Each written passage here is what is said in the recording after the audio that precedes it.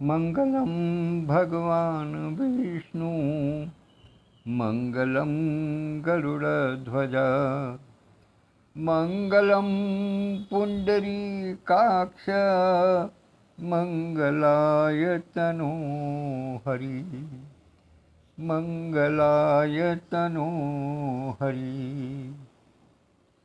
शांताकारं भुजगशयनं पद्मनाभं सुरेशं विश्वाधारं गगनसदृशं मेघवर्णं शुभांगं लक्ष्मीकान्तं कमलनयनं योगिभिर्ध्यानगम्यं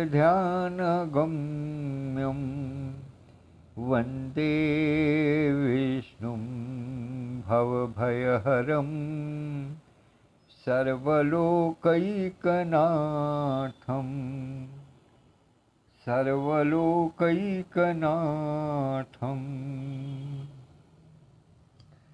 भगवान श्री हरि के चरणों में सादर प्रणाम निवेदित करते हुए मैं प्रणाम करना चाहूँगा।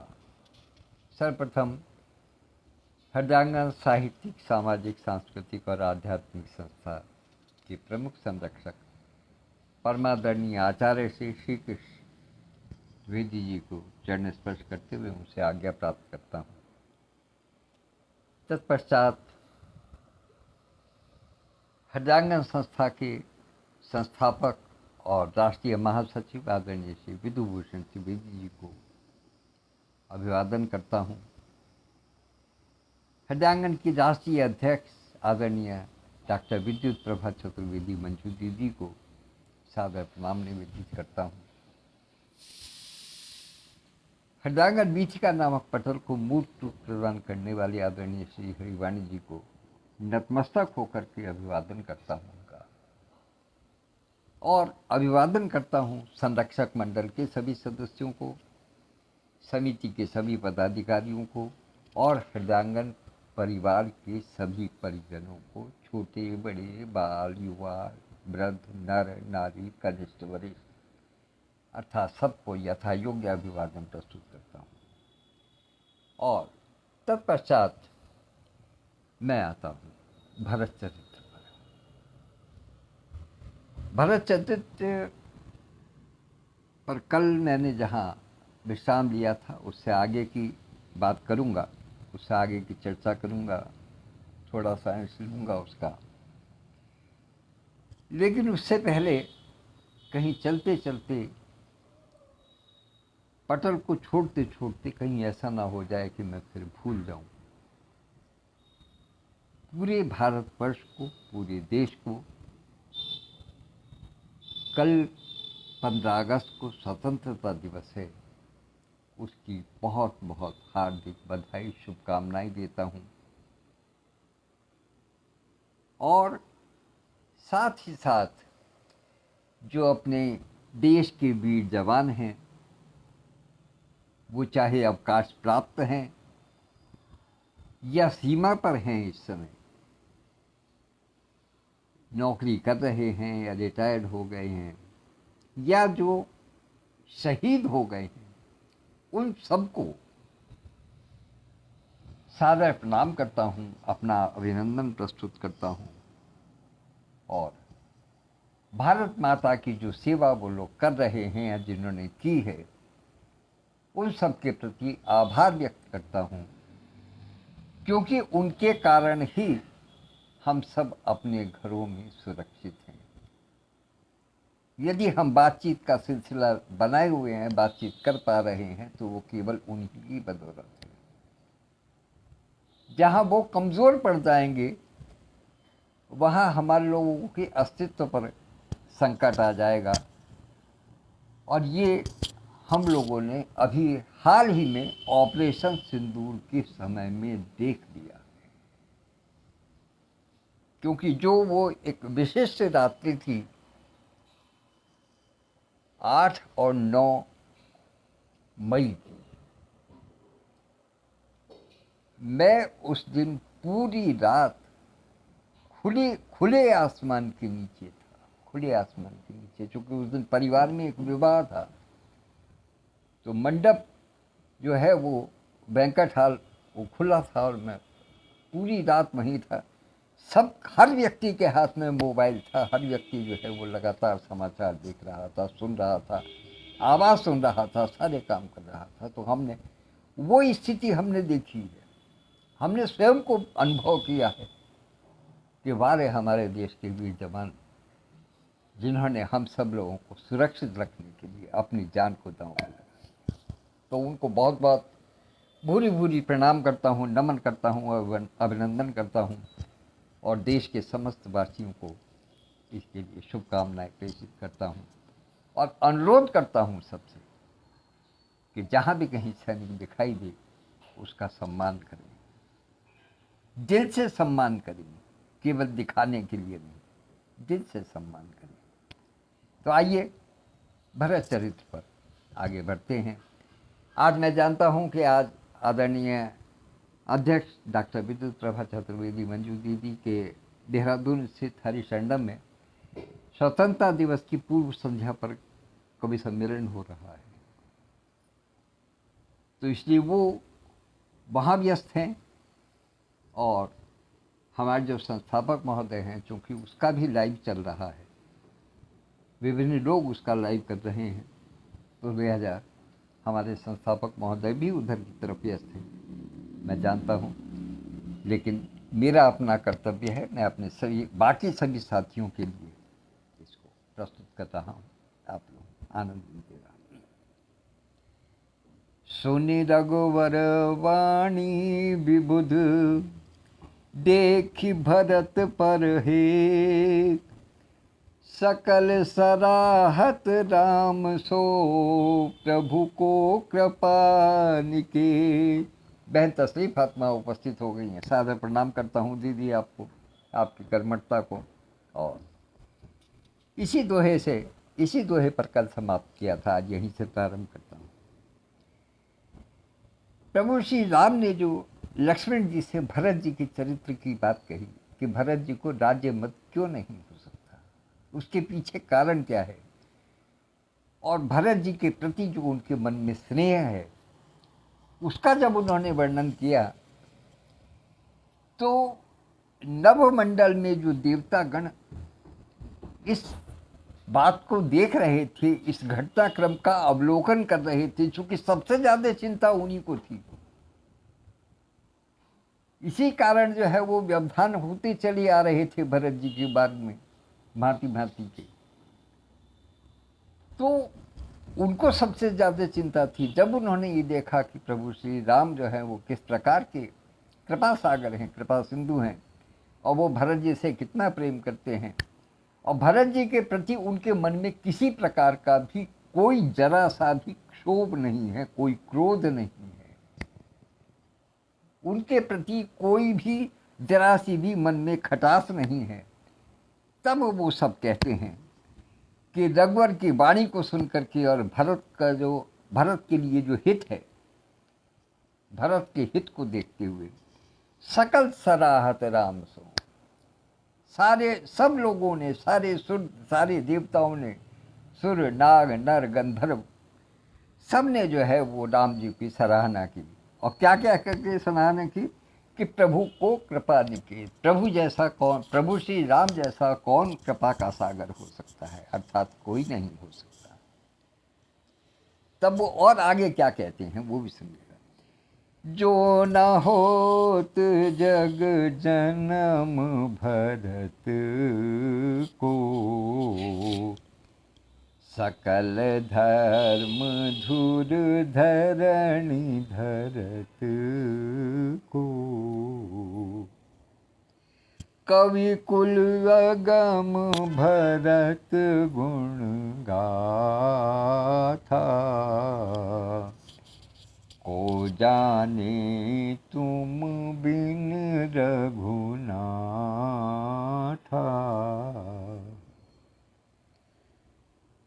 ये गोस्वामी तुलसीदास जी भी अपनी तरफ से कहना चाह रहे हैं कह तो देवता लोग कह रहे हैं, लेकिन वास्तव में गोस्वामी तुलसीदास जी भी अपनी तरफ से इसके अंदर कुछ बात कहते हैं कि जो न हो तो जग जन्म भरत को, यदि इस धरती पर, इस धराधाम पर यदि भरत का जन्म नहीं हुआ होता तो सकल धर्म धुर धरणी धरत को, तो सब समूचे धर्म की धुरी को धारण कौन करता। सकल धर्म धुर, समूचे धर्म की धुरी को, धरणी धरत को कौन धारण करता। अर्थात भरत जी का जन्म ही इस कारण हुआ है इस संसार में कि वो धर्म की धुरी को अपने हाथ में धर्म की धुरी को धारण करते रहे, कर सके। और कवि कुल अगम भरत गुण गाथा को जाने तुम वेद रघुनाथा, कि हे रघुनाथ जी, भरत जी के मन की भाव को, मन के स्नेह को, मन के शील को, संकोच को और कौन जान सकता है। यहाँ तक कि ये कहा जाता है कि जहाँ न पहुँचे रवि वहाँ पहुँचे कवि। तो कहते कवि कुल भी नहीं जानता। कवि कुल अगम भरत गुण गाथा, कवियों का समूह भी भरत के अगम यानी कि गंभीर, गहराई युक्त, भरत के गहराई युक्त गुणों की गाथा को बयान नहीं कर सकता। हे रघुनाथ जी, जो आप जानते हैं उसको कोई नहीं जान सकता।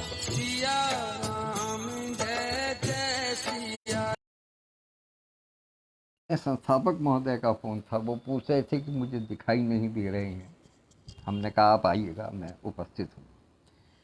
तो कवि कुल अगम भरत गुण गाथा, कवियों की कुल के कुल भरत जी के गंभीर, धीर, गहराई युक्त गुण की गाथा को नहीं जान सकते, उसका वर्णन नहीं कर सकते। को जाने तुम बिन रघुनाथा की, हे श्री राम जी, हे प्रभु रघुनंदन, आपके बिना भरत जी के चरित्र को कोई जान ही नहीं सकता, कोई समझ नहीं सकता। उनके शील स्वभाव की, उनके संकोची स्वभाव की, उनके स्नेह स्वभाव को कि पार कोई नहीं पा सकता, जो केवल और केवल आप ही जान सकते हैं। तो लखन राम सिय सुनी घुसुर बानी, अति सुख लहे न जाय बखानी। लक्ष्मण जी, रामचंद्र जी और सीता जी देवताओं के वचन को सुन करके अति सुख लहव न जाए बखानी, उन तीनों को इतना सुख हुआ, इतना आनंद प्राप्त हुआ जिसका वर्णन नहीं किया जा सकता। उन तीनों ने जब देवताओं की वाणी सुनी तो उनको सुन करके बड़ा आनंद हुआ। और अब दूसरी तरफ चलते हैं। यहाँ भरत सब सहित सुहाए, मंदाकिनी पुनीत नहाए। इधर तो प्रभु श्री राम, लक्ष्मण जी और सीता मैया की स्थिति ये है कि देवताओं के वचन को सुन करके वो इतने आनंदित हो रहे हैं कि उसको बखान नहीं किया जा सकता। उधर भरत जी के शिविर में क्या हो रहा है, वहाँ भी दर्शन करते हैं कि भरत जी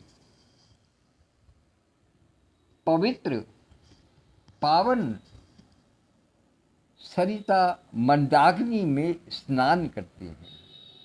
किसके साथ? अपने पूरे समाज के साथ। अपने पूरे समाज के साथ में भरत जी ने सुंदर और पवित्र पावन मंदाकिनी नदी में स्नान किया है। और समुझ मातु कर नहीं, सरित समीप राखी सब लोगा, मांगी मातु गुरु सचिव नियोगा। चले भरत जह सिय रघुराई, साथ निषाद नाथ लघु भाई। ये इस पूरे चरित्र की, पूरे भरत के चरित्र का विश्लेषण है इन दो पंक्तियों में, दो चौपाई।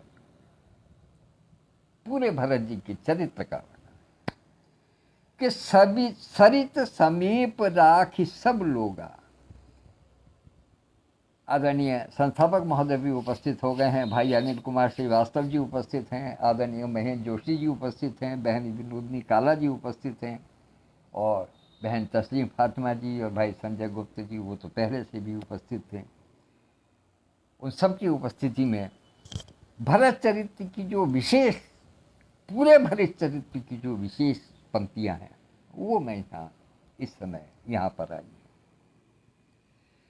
कि सरित समीप राखी सब लोगा। भरत जी ने मंदाकिनी, जो पवित्र और सुंदर नदी मंदाकिनी है, पावन नदी है, उसमें अपना स्नान किया और उसके बाद में सरित समीप राखी सब लोगा, उनके साथ में जो भी समाज आया था उस सबको उन्होंने नदी के किनारे पर रोक दिया। कहने लगे आप अभी यहीं रुकिए, और मांग मातु गुरु सचिव नियोगा। और उन्होंने अपनी माताओं से और गुरुजनों से आज्ञा मांगी, सचिव से आज्ञा मांगी, और कि चले भरत जह सिय रघुराई, और साथ निषाद नाथ लघु भाई। वहां सबको छोड़ करके, नदी के किनारे पर सबको विश्राम करा करके भरत जी और शत्रुघ्न जी दोनों गुहराज निषाद के साथ आगे बढ़ते हैं। कहाँ? उस स्थान की ओर जहाँ की प्रभु राम और सीता का होना बताया गया है, जहाँ उनको ये अनुमान है कि यहाँ से तीनों लोग जो हैं वो करीब में हैं। अब एक विशेषता जो है इन चौपाइयों की क्या है कि सरित समीप राखी सब लोगा, नदी के किनारे पर उन्होंने सबको क्यों छोड़ा? एक प्रश्न विशेष ये है जो भरत जी के चरित्र से, जो भरत जी के चरित्र को बखान करता है कि उन्होंने सबको नदी के, मंदाकिनी नदी के किनारे पर क्यों छोड़ा। उसके पीछे उनका विशेष मंतव्य है। क्या? कि वो शत्रुघ्न जी के साथ में और निषाद नाथ के साथ में अकेले ही जाना चाहते हैं, इसलिए कि ताकि यदि प्रभु श्री राम मुझे कुछ भला बुरा कहें तो यदि उनको क्रोध आता है तो उसको मैं ही सहन कर लूं, बाकी किसी पर कोई आंच नहीं आनी चाहिए। मैं स्वयं उसको सहन करना चाहता हूं यदि उनके मन में किसी प्रकार का क्रोध है। मुझे जाकर के ये देखना है कि वहां क्या परिस्थिति है। और दूसरी बात कि इस बात का सुना ही तो है कि प्रभु श्री राम, सीता और लक्ष्मण इस पर्वत पर हैं, इस स्थान पर हैं। यदि वो वहां नहीं होते हैं तो मैं इनको क्यों थकाऊं, भाई तुम यहाँ विश्राम करो, हम जरा देख आते हैं। ये एक सबसे बड़ी विचित्र बात है। भरत जी का चरित्र यहाँ से पता चलता है कि वो तीसरा कारण एक और भी है उनको सबको वहां छोड़ने का, कि वो प्रभु श्री राम के सामने उनको इस बात का आभास नहीं कराना चाहते थे कि उनके साथ में अयोध्या के नरनारी भी आए हुए हैं और उनके साथ में चतुरंगनी सेना भी है। वो बिल्कुल चुपचाप जाकर के उनसे मिलना चाहते, उनको एक प्रकार से सरप्राइज देना चाहते थे कि मैं आपके सामने हूं, ताकि वो जान सके। अचानक से जब सामने पहुंचेंगे तो उनको तब वो वास्तव में जान पाएंगे कि प्रभु श्री राम के मन में क्या चल रहा है। उनके मन में मेरे प्रति क्रोध है या मेरे प्रति स्नेह है, वो मेरा सम्मान करते हैं या मेरा तिरस्कार करते हैं, वो जब भी पता चलेगा जब मैं अकस्मात उनके सामने खड़ा हूं।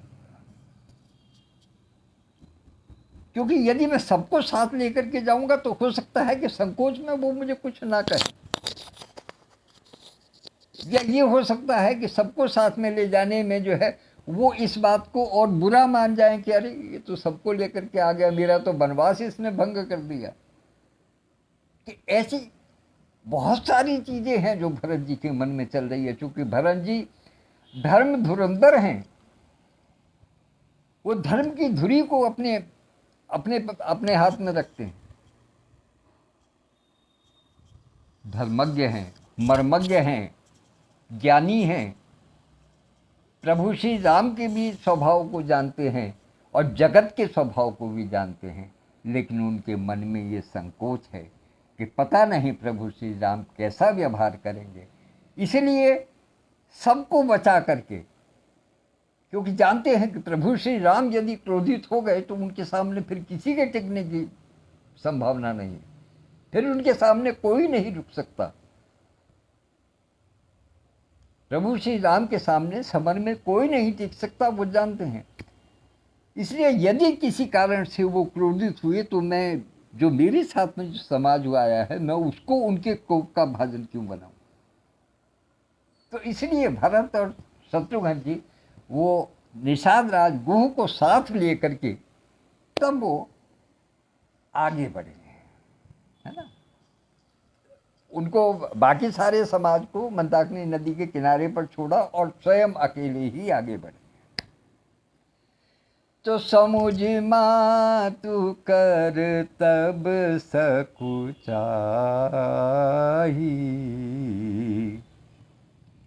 करत कुतर्क कोटि मन माही। राम लखन सिय सुनि मम नाऊ, उठी जनियनत जाहि तजि ठाऊ।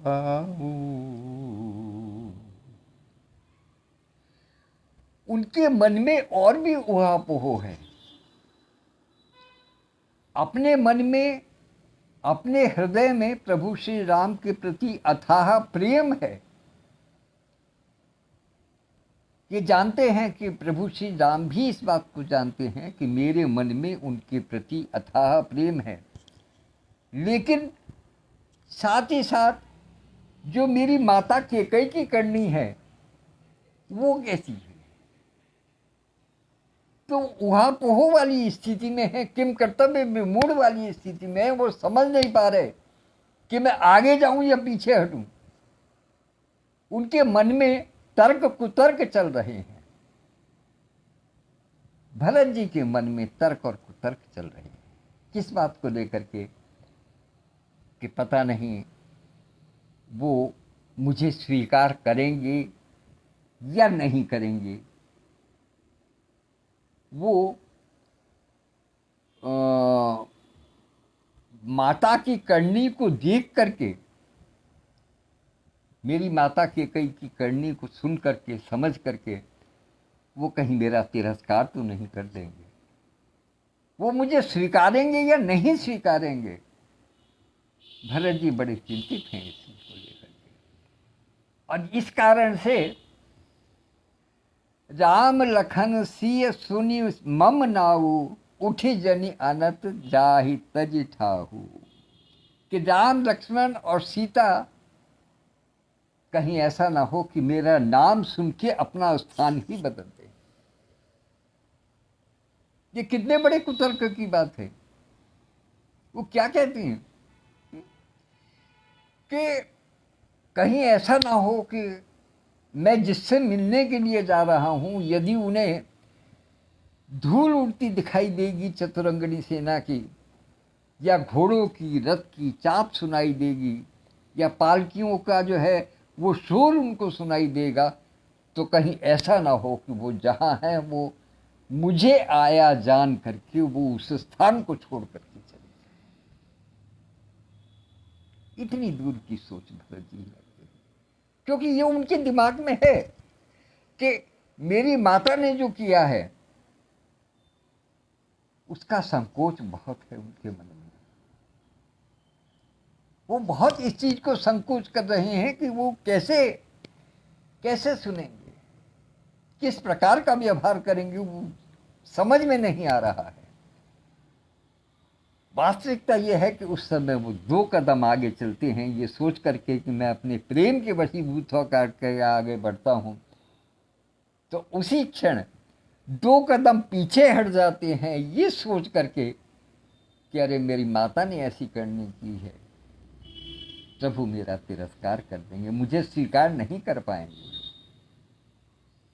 इस ऊहापोह में उनके कदम कहीं के कहीं पड़ते हैं, कभी आगे बढ़ते हैं, कभी पीछे हटते हैं। वो समझ ही नहीं पा रहे कि मैं क्या करूं। वो चल तो दिए हम हाथ से चुके, अयोध्या से यहां तक आ गए हैं, तो इसलिए वो इस समय बड़ी विषम परिस्थिति में हैं कि इस स्थान पर पहुंच करके उनके दिमाग में ये ऊहापोह आ रहा है कि मैं क्या करूं, आगे बढ़ूं कि पीछे हटूं। पीछे हटने का प्रश्न इसलिए नहीं है कि इतनी दूर तक आया हूं तो प्रभु के दर्शन तो करने ही हैं, और आगे बढ़ने की हिम्मत नहीं होती, अपने माता की करतूत को जान करके, अपने माता की करनी को समझ करके आगे बढ़ने की हिम्मत नहीं होती, और पीछे हट नहीं सकता। ये जो किम कर्तव्य विमूढ़ वाली स्थिति है, ये भरत जी की स्थिति। तो मातु मते में जानी मोही, जो कुछ कही सुथोर, अघ अवगुण क्षमी आदरही, समुझ अपनी ओर। माता ने जिस प्रकार का कार्य किया है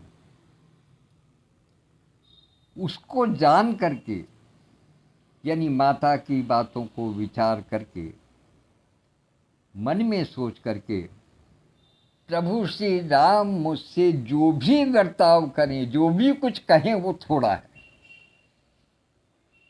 अर्थात माता ने ऐसा कुछ कर दिया है, इतना बुरा कर दिया है कि यदि वो मुझे कुछ भी कह दें, वो मेरे साथ कैसा भी बर्ताव कर दें, तो वो थोड़ा ही है। क्यों? क्योंकि उनकी हिम्मत नहीं हो पा रही संकोच की बारे में। और अघ अवगुण क्षमी आदरही, समुझी अपनी ओर। भरत जी सोच रहे हैं कि यदि मुझे प्रभु श्री राम ने अपनी माता के पक्ष में जाना, यानी केकई के पक्ष में जाना, केकई के मत का जाना है, मातु मते में जानी मोही, माता की मति के पक्ष में या माता के मत में जानते हुए यदि प्रभु श्री राम मुझे माता के पक्ष में जानते हैं, तो वो मुझे जो भी कुछ कहेंगे, जो भी कुछ मेरे साथ में करेंगे, वो थोड़ा ही है। और यदि उन्होंने मुझे अपने पक्ष में माना, यानी अघ अवगुण क्षमी आदरही, अघ माने पाप, अवगुण माने जो भी मेरे दोष हैं, अक्षमी आदर है और समुझ आपनी ओर। यदि उन्होंने मुझे अपनी तरफ समझा, यदि उन्होंने मुझे ये जाना कि मेरे मन में किसी भी, माता ने जो कुछ किया है उसमें मेरी किसी प्रकार की कोई सहमति नहीं है, मेरा कोई मत नहीं है, यदि उनके मन में ये बात आई तो वो माता की करने के कारण जो मुझे पाप लगा है, जो मेरे अंदर दोष उत्पन्न हुआ है, उन सबको क्षमा करके वो मेरा सम्मान करेंगे। अर्थात वो मुझे आगे बढ़ करके मुझे स्वीकार करेंगे। सम्मान करने का मतलब वो स्वीकार करेंगे, है भरत जी को स्वीकार करेंगे, वो उनके मन में है। तब जो परिहरहि मलिन मन जानी, जो सन्मानहि सेवक मानी, मोरे शरण राम की पनहि, राम सुस्वामी दोष सब जनहि।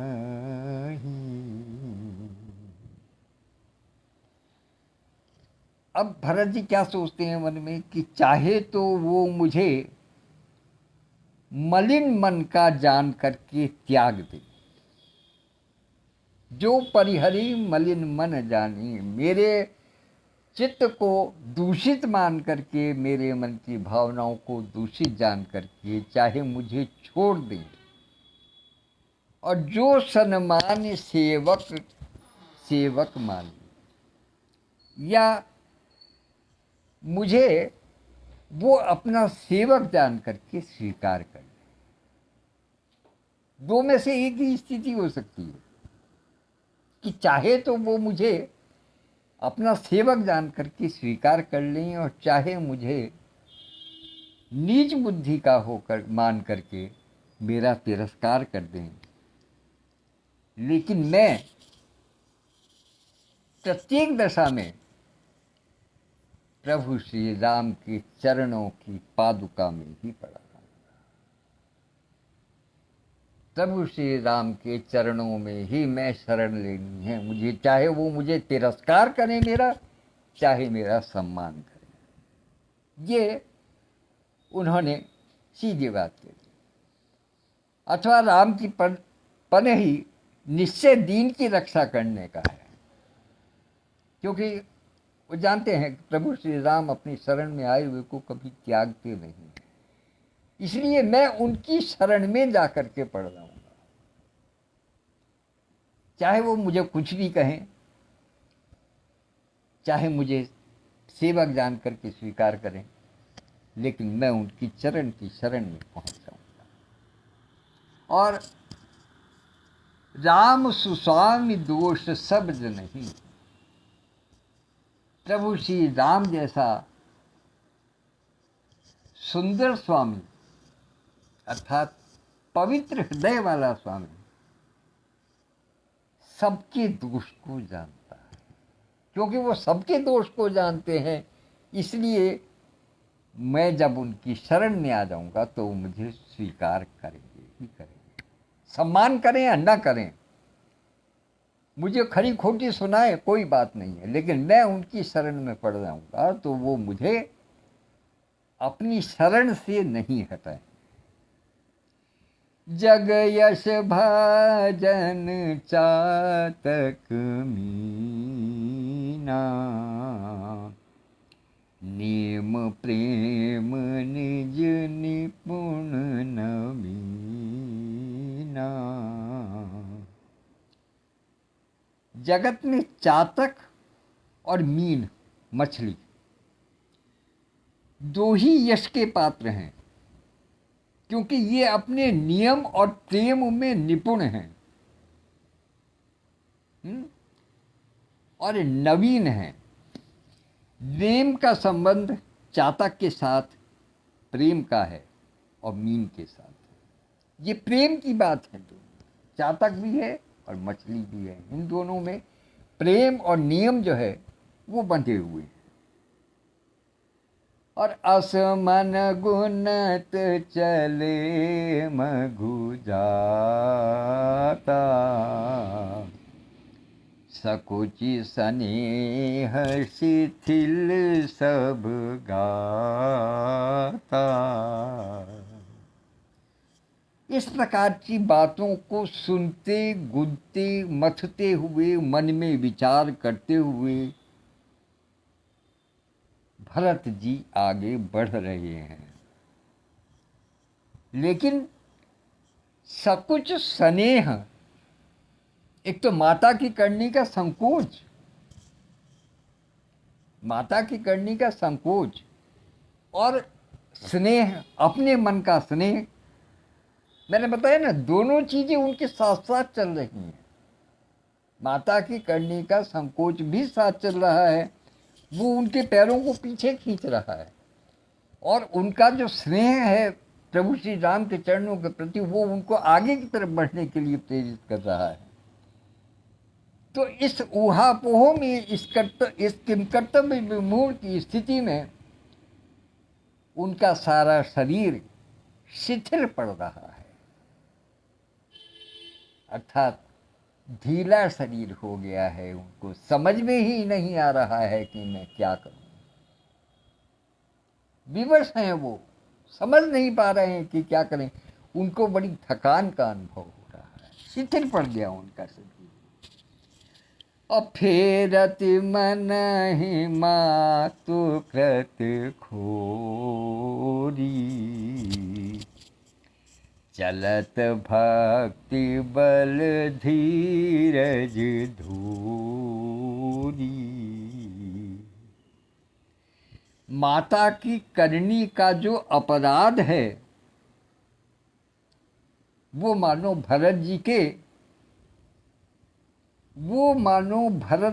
के चरणों को पीछे करता है, उनके मन को पीछे करता है, उनके मन में संकोच पैदा करता है। फेरत मन ही मातु कृत खोरी, माता के किए हुए जो कर्म हैं उसके कारण उसकी सोच उनके मन को पीछे की तरफ हटाती है। लेकिन चलत भक्ति बल धीरज धोरी, अपनी भक्ति के, अपने स्नेह के वशीभूत होकर के वो आगे बढ़ने के लिए वो धैर्य धारण करके आगे बढ़ते हैं। दोनों ही चीजें एक ही पंक्ति में दोनों चीजें हैं। फेरति मन ही मातु कृत खोरी, और चलत भक्ति बल धीरज धोरी। धैर्य धारण करके, अपने धैर्य को धारण करके, भक्ति के बल पर, अपने स्नेह के बल पर, प्रभु श्री राम के प्रति जो उनका प्रेम है उसके बल पर वो आगे बढ़ते हैं, और माता की करनी को सोच करके मन उनका पीछे हटता है। तो जब समुझत रघुनाथ सुभाऊ, तब पथ परत उतावल पाऊ। क्या बात। जब समझत रघुनाथ स्वभाव, जैसे ही उनके मन में ये विचार आता है कि रघुनाथ जी का, प्रभु श्री राम का स्वभाव कैसा है, कैसा स्वभाव है उनका, तब पथ परत उतावल पाऊ, तब उनके पैर जो है वो उतावले होकर के आगे को बढ़ते। अभी तक सोच करके पीछे को हट रहे थे कि माता की करने के कारण जो है मैं जाऊं नहीं जाऊं, क्या करूं। लेकिन जैसे ही दिमाग में आया कि प्रभु श्री राम का स्वभाव कैसा है, वो मुझसे कितना प्रेम करते हैं, वो सारे जगत को क्षमाशील हैं, तो क्षमाशील हैं, कृपा सिंधु हैं। तो इस बात को ध्यान करते ही उनके पग स्वतः ही तीव्र गति से आगे बढ़ने लगे। अब भरत दशा के ही अवसर कैसी, जल प्रवाह जल अली गति जैसी। कभी किसी ने यदि देखा हो तो जल में भंवरे की गति कितनी तीव्र हो। भंवरा जब कभी जल में चलता है तो वो बहुत तीव्र गति से चलता है। तो भरत दशा ते ही अवसर कैसी, उस समय प्रभु श्री राम की स्नेह को स्मरण करके जब उनके पग तेजी से आगे बढ़ते हैं तो उस समय भरत जी की स्थिति क्या है कि जैसे जल प्रवाह जल अति गति जैसी, जैसे कि जल के प्रवाह में जो है वो भौरा दौड़ रहा हो। भौरा जितनी तेजी से दौड़ता है, जितनी तेजी से चलता है, उस प्रकार से भरत जी लगातार तेजी से आगे बढ़ते हैं। और देखी भरत कर सोच सनेहू, भानिषाद ते ही समय विदेहू। ये एक अति विचित्र दशा का वर्णन है कि देख भरत कर सोच सनेहू। भरत जी के सोच को यानी संकोच को और स्नेह को, दोनों को देख करके निषाद राज जो हैं, गुहराज निषाद जो हैं, वो उस ते ही समय विदेहू, वो अपने शरीर की सुध-बुध खो बैठे। वो विदेह हो गए, उन्हें अपने शरीर की सुध-बुध का ध्यान नहीं रहा। वो केवल भरत जी की ओर ही देख रहे हैं, उन्हीं को ताड़ रहे हैं, क्योंकि इनके मन में सोच भी है माता की करने को लेकर के, और प्रभु श्री राम से मिलने के लिए स्नेह भी है। तो तेज गति से चल रहे हैं। कहाँ अभी उन्होंने कुछ देर पहले ये देखा था कि उनके कदम शिथिल पड़ रहे हैं, उनका शरीर शिथिल पड़ रहा है कि कैसे आगे जाऊं। कभी पीछे हटते, कभी आगे बढ़ते, कैसे आगे जाऊं, कैसे बढ़ूं मैं आगे। लेकिन अब जब उन्होंने देखा कि उनकी गति में अचानक तेजी आ गई है, जैसे जल की धारा में भौरा आगे बढ़ता है, तो उस तेजी को देख करके निषाद राज के हृदय जो है वो विदेह हो गया। उनको अपने तन मन की सुध नहीं है, उनके अपने तन की सुध। तो लगे होन मंगल शकुन, सुनि गुनि कहत निषाद। मिटाई सोच होई हरषि, पुनि परिणाम विषाद। आपको एक बात की संभवतः पता नहीं जानकारी हो या नहीं हो कि निषाद राज, गुहू और ये चारों भाई एक साथ गुरुकुल में पढ़े हैं, सहपाठी रहे हैं। तो इसलिए सब आपस में सखा हैं, मित्र हैं।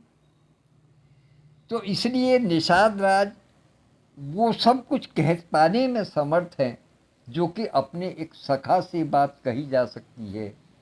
और चूंकि उनके साथ में पढ़े हुए, लिहाजा बहुत सी विद्याएं इन्होंने गुरु जी से सीखी हुई हैं। उसी में एक विद्या कुछ ऐसी भी है जिसको कि थोड़े से भविष्य का भी ज्ञान होता है। अब इसको चाहे आप भविष्य के ज्ञान की बात समझ लेगा, चाहे परिस्थितिवश बात समझ लेगा, लेकिन ये दोहा अपने आप में सटीक बात करता है कि लगे होन मंगल शकुन। सुमंगल दायक समाचार के शगुन होने लगे। शगुन होते हैं उसी समय जिस समय ये बातचीत चल रही है, जिस समय ये दशा हो रही है भरत जी की, और निषाद राज विदेह हो गए, उस समय, उसी समय लगे होन मंगल शगुन, सुंदर शगुन होने लगे हैं। और सुनी गुनी कहत निषाद, और उन मंगल शगुनों को देख करके, सुन करके, गुन करके निषाद राज ने कुछ कहा है। क्या कहा है कि मिटहि सोच होई हरसि, कि मिटई सोच, जो आपके मन में जो सोच है, जो शंका है, उसका निवारण होगा। भरत जी से कह रहे हैं निषाद राज कि मिटहि सोच, आपके मन की शंका का निवारण होगा, और होई हरसि, और आपको हर्ष की प्राप्ति होगी। ये आधे दोहे में कहिए, आधे पद में कहिए, तीसरे चरण में, कि मिटहि सोच, आपकी सोच मिट जाएगी, और होई हर्ष, और आपको हर्ष की प्राप्ति होगी। लेकिन पुनि परिणाम विषाद, लेकिन फिर इसके बाद में जो परिणाम है वो कष्टदायक होगा, विषाद कष्टदायक होगा इसके बाद में। ये बात निषाद राज ने उनको कही है, भरत जी को। तो आज यहीं विश्राम करते हैं, कल फिर आगे बढ़ेंगे। तब तक के लिए आज्ञा दीजिएगा। धन्यवाद, नमस्कार। और आज विशेष रूप से पधारने के लिए मैं स्वागत करूंगा आदरणीय आरती टंडन भाभी जी का, जो मैं नहीं समझ सकता कि इस समय कहाँ है। शायद मेरी जानकारी में तो पुणे में थी, अगर लखनऊ है तो भी अच्छा है। और आपका स्नेह मुझे प्राप्त होता रहता है, और मैं क्या कहूँ, बस केवल इतना समझ लीजिएगा कि आपके नाम को देख करके हमेशा बड़े भाई अनिल जी की याद आ जाती है, और नेत्र सजल हो जाता है। आपको देख के बहुत अच्छा लगा। पधारते रहिएगा अपना आशीर्वाद देने के लिए। धन्यवाद, नमस्कार। कल फिर मिलेंगे 7 बजे इसी समय। नहीं, कल तो हाँ, कल शुक्र होगा तो कल मिलेंगे 7। ठीक है, धन्यवाद, नमस्कार।